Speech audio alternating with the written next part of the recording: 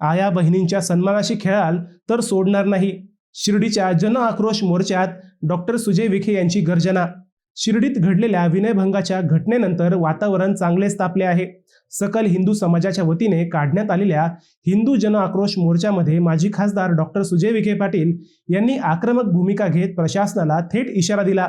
आमच्या आया बहिणींच्या सन्मानाशी खेळ करणाऱ्यांची गय केली जाणार नाही.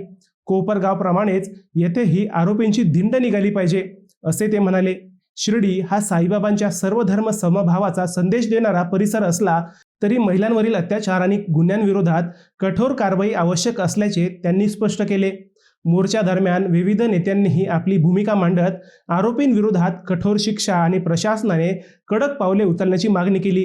या सभेला शिर्डी आणि परिसरातील नागरिक मोठ्या संख्येने उपस्थित होते. या संपूर्ण प्रकरणावर तुमचं मत काय? आरोपींवर आणखी कठोर कारवाई व्हायला हवी का? ते आम्हाला कमेंटमध्ये नक्की सांगा.